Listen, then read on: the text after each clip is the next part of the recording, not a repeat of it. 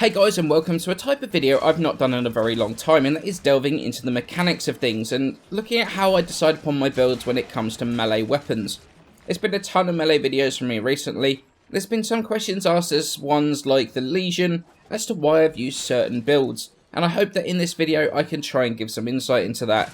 The main builds I'm going to show all use the same logic behind them. When making builds I take a look at 6 main things, the 6 pillars of melee you could call them. The range of the weapon, critical chance and multiplier, status chance, the stances, its combos and the sort of quirks of that, speed of the weapon, and the unique abilities of that melee weapon. Speed is kind of the lesser of the 6, you're almost always going to be using Prime Fury or Berserker anyway. Range is very important. It determines how many enemies you can hit at once, how fast you can build your combo or spread status. The combo also affects either Blood Rush or Weeping Wounds. A weapon can have insane stats, but if the range isn't there, it's not going to do much. Next up, I take a look at the main stats. How much is the critical chance and multiplier? Is it status variable? How fast is the weapon? Does it do much damage? What type of weapon it is? What stances I can use with it? Weapons with a lot of slash and status, for example, they always catch my interest due to slash procs. Weapons that have great or interesting stances always give it that much extra, that extra damage. Crimson Dervish, 300% extra damage and the finisher, or Vulpine Mask with the guaranteed slash procs combined with the finisher. All these taken into consideration, once you figure out what stats shine, you know what type of weapon it's going to be, and you're going to be able to start modding. However, before we go down that rabbit hole of how we're going to mod things, we've got to shine some light on some really interesting mods. Most mods, they're self-explanatory. Pressure Point, add more damage, Fury, increasing your speed of your animations, and Prime Reach, extending the range of the combo animations. But what I want to focus on is 3 different mods, the 3 main mods of melee: Body Count, Maiming Strike, and Blood Rush. Given the very small combo window of melee weapons, the combo system was never got that much attention until this little gem called Body Count was released. It is a band-aid solution to the combo system, but it really breathed new life into melee. Because of this mod, you're able to keep your combo going longer, essentially buffing your melee damage by a lot. Because of this, it is a staple mod in pretty much every build these days. Maiming Strike is a really simple mod in theory, but an amazing mod in practice. It adds a flat 90% critical chance to your weapon when you're sliding. Slide attacks themselves already are very, very strong and do a lot of damage, but when combined with Maiming Strike, you're almost guaranteed to see a crit. This makes almost any weapon, Berserker viable in theory. In certain builds, you'll use this instead of Prime Fury simply because it's a cheaper cost and having a good enough crit multiplier to abuse. Especially when combined with Blood Rush, which is the strongest and arguably the most interesting melee mod to have been released in a very long time. With Blood Rush, as the combo count increases, so does your total crit chance. This mod really is as amazing as it sounds. Each combo stack is going to increase that crit chance by a lot. And because you have quite a lot of room to stack combo counter with body count, it scales extraordinarily well when you go for crit builds, as it effectively creates a continuously increasing crit chance. Move aside True Steel, there's a new king in town. But there are obviously, there's a lot more mods I could cover, and you're going to see them coming up in, the upcoming builds. But most of them are self-explanatory. But with that in mind, let's take a look at one of the simplest builds, Covert Lethality. Covert Lethality determines how much an enemy has and will apply 100% of that health as finisher damage.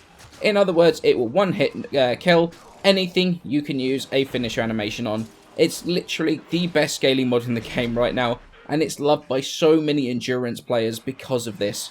To speed up your finishes, you're going to need base speed. You're definitely going to want to make use of Prime Fury, and even quickening when channeling will help you out. However, Berserker procs do not affect finisher speed. Those 2 mods, they're the main mods needed for any finisher build. After that, you can add extra utility. You can use Life Strike, for example. You can almost use Maiming Strike together with Shadow Step from Naramon to proc invisibility in those dire situations. You've got a ton of room for personalization here, and your personal preference mods. For any other weapon, I usually check the crit and status chance first. If neither of the 2 really stands out, then I've immediately made up my mind and I'm going to mod it for pure damage. The build for that can be seen on the screen now. It's not too difficult, to be honest. Status for melee, that suffers because of the slow status application. A gun can shoot way more bullets that can proc status than a melee weapon could swing its blade. But since we have access to Weeping Wounds, almost any melee now can become a status weapon. However, when I look at melees, two main things are important. The reach and the speed of the weapon. How fast it is, basically, and how many enemies I can proc status on, plus the status chance percentage itself. When a weapon has high base status chance and high base damage, I'm more inclined to use Weeping Wounds and pure elementals. If the damage isn't too good, I'm going to forsake some damage and use status mods to reach that 100% faster. Of course, there are always going to be exceptions to the general rule. However, this is how I tend to decide on things right now. Weapons like the Secure Elector, the Lacera, they're pretty good examples of great range, but also good base status chance, where the Weeping Wounds and straight elemental builds really come into play.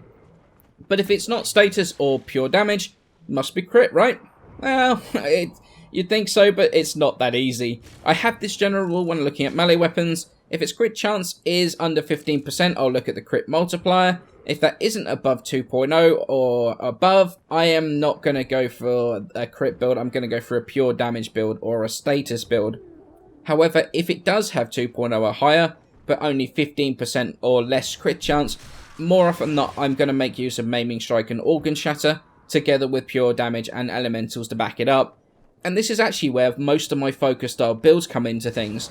Weapons with good range, not enough crit to make Blood Rush work well, but enough that it's going to crit every time with a decent multiplier. Take for example my Orthiio Prime. It's a great example of the crit chance not really being high enough for Blood Rush build, so we have a full elemental, but we have Maiming Strike, Berserker and Organ Shatter to do as much damage as possible, combined with Prime Reach for the range.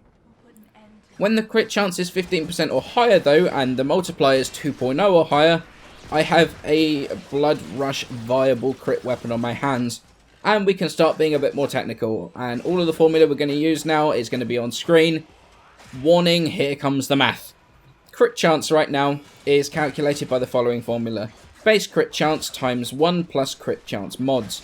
So since we're using Blood Rush on our builds, the formula is actually going to look more like this. Base crit chance times 1 plus 1.65 times combo counter. Now this is huge, because it means our combo counter is going to go up all the time, but so does our crit chance and our damage as well. Now when a weapon has enough range, I tend to add Maiming Strike.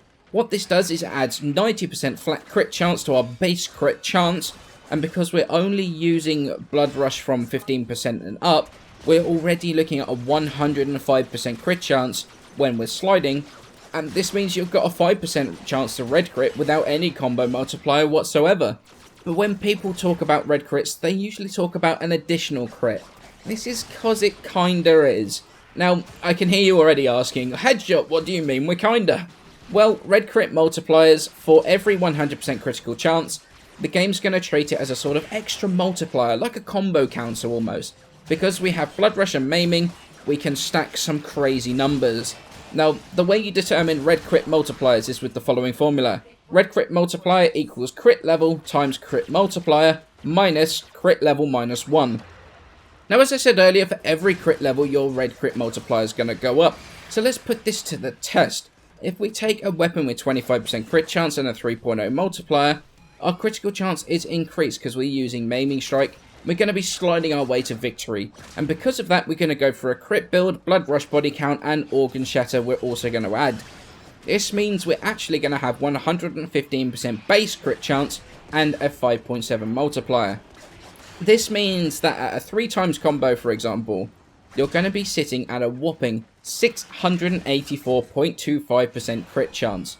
115 times 1 plus 1.65 times 3. It's pretty insane, right? Remember the crit level stuff from earlier? Every 100% is a crit level, right? This means at a 3 times combo, you're going to have 6 crit levels.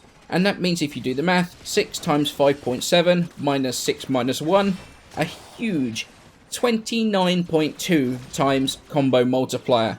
This is huge and insanely awesome. It's the entire reason why crit is the whole meta right now and why it is so strong. And this wouldn't be nearly as strong without the mods that we mentioned earlier in the video. Without the high base chance of Maiming Strike, the Blood Rush combo stacking wouldn't be anywhere near as effective. Without body count, we wouldn't be able to build our combo up to a good enough level. Without blood rush, we wouldn't get the extra crit chance needed to reach those numbers. It's this trifecta of mods that really contribute to it. But if you thought I was done with the math, sorry, but I do have 2 more things I want to touch on. Yeah.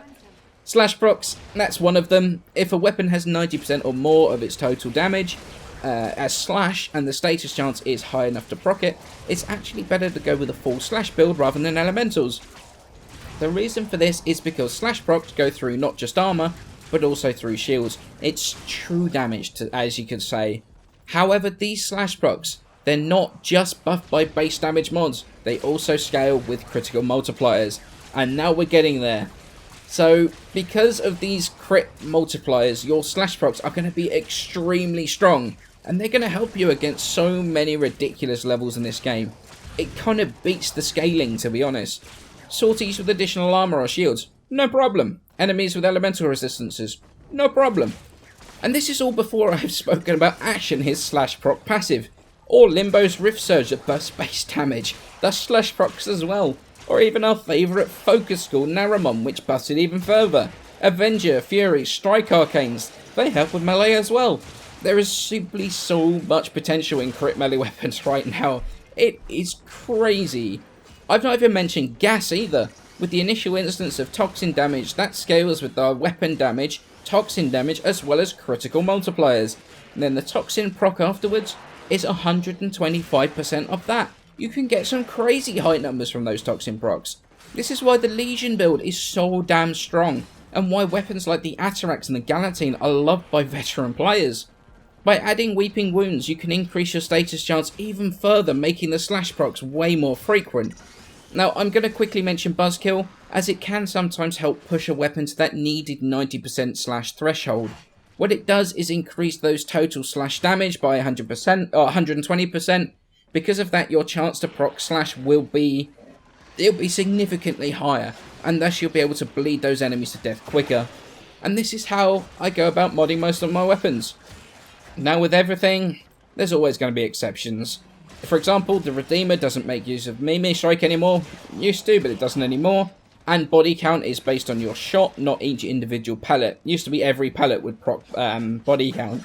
The Tellus Boltus, for example, that's a maiming crit viable weapon, but with the combos do not stack, don't really build for blood rush. This again falls back on the whole special traits of certain weapons.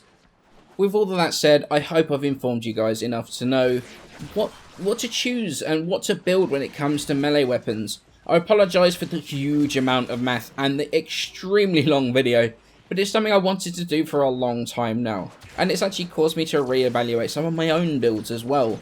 As always, many thanks for watching. Feel free to leave a like and to comment, and to make sure you share this with people that are struggling to find the perfect builds for their favourite melee weapons.